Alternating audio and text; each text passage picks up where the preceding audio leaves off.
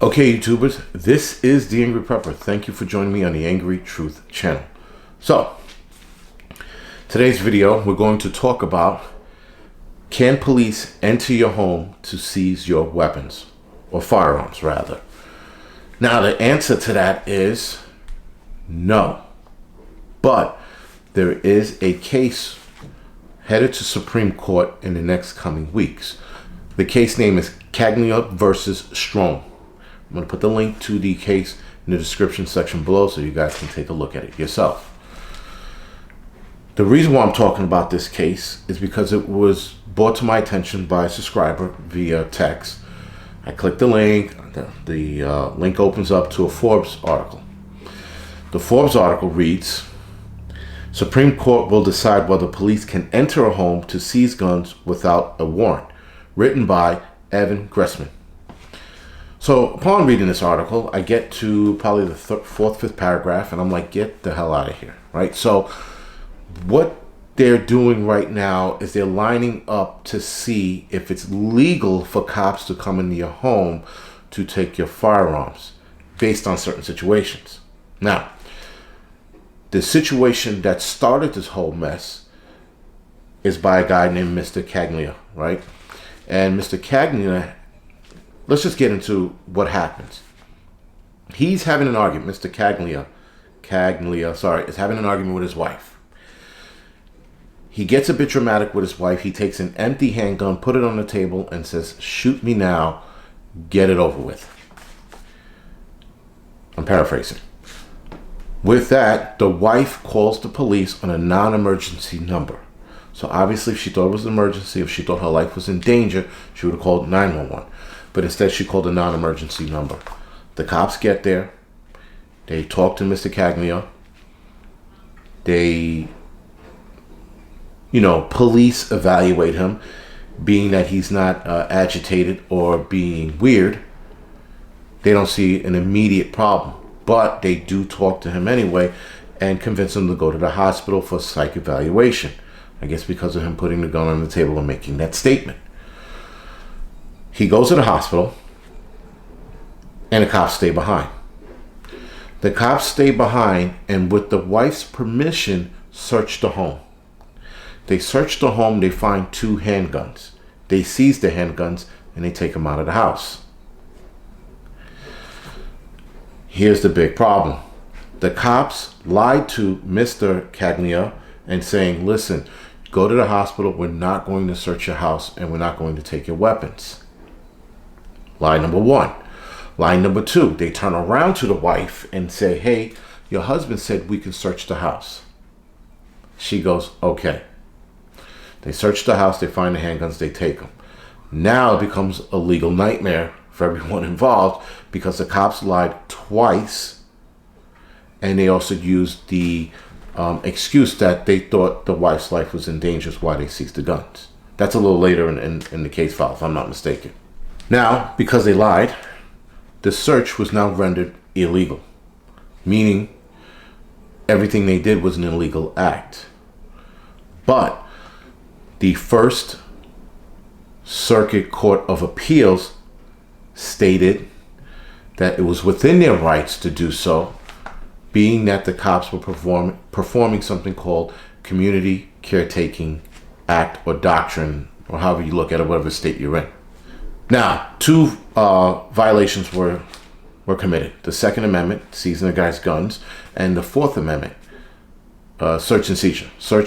Illegal search and seizure, sorry. And that's what the cops did. They illegally searched the home, and they illegally seized the guy's firearms. So, the First Circuit Court of Appeals sided with the police and said, well, doing community caretaking and thinking that the wife was in danger and the community might be in danger, that was the excuse they used as to seizing the guns. Now, this doctrine, if you will, community caretaking doctrine, supersedes the Fourth Amendment if executed responsibly. So if the Fourth Amendment if the caretaking community doctrine is initiated and they use that excuse or reason for seizing a gun, as long as it's done in a reasonable manner, according to the courts, it's fine. The problem with that excuse is that you can use that excuse to anyone who owns a gun and apply the community caretaking doctrine, and they can take your shit away. So that's step number one. That's bad. Now remember, I just talked about yesterday, I talked about HR 127 and how they can see where your guns are and who owns what guns and how many. Now picture a cop coming to your house and applying this doctrine to your case, your situation, comes to your home.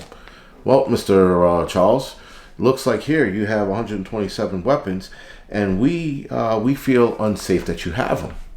Your neighbors feel unsafe too. That's why we're here. They reported you. So, Mr. Charles, being that we feel unsafe, your neighbors feel unsafe, your community feels unsafe, according to the community caretaking doctrine, we're going to have to seize your weapons. Now, there's a little more legality to that. It's not as simple as I'm making it. Let's just say that. But that's a road that needs to be entertained and looked at very closely. There's also two more situations that supersedes the Fourth Amendment. One's called exigent circumstances, and the other one's called emergency aid. Now, exigent circumstances would be a cop's walking by, doing his cop shit. He looks, oh shit, he's about to get shot in his home, right? So they see a guy pointing a gun at you. They think you're going to get shot. They can absolutely bust the door open and then say, yo, put the gun down, pow, pow, and then, kill the bad guy. That's one situation. Emergency aid is they walk in, they're walking by, and they, oh shit, he's choking on Spam. Now, on one side of me as a cop, I'm like, serves his ass right for eating Spam.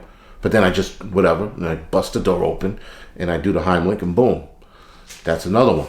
That's another case. Those are two cases that supersede the fourth. Now, he comes into your house and helps you, gives you the Heimlich, or stops the shooter from shooting you, still does not give him the right to search your home.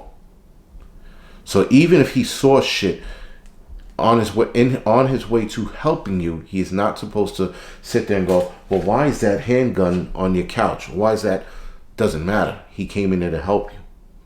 But if they feel like they were in danger, they can use that excuse again to supersede the Fourth Amendment.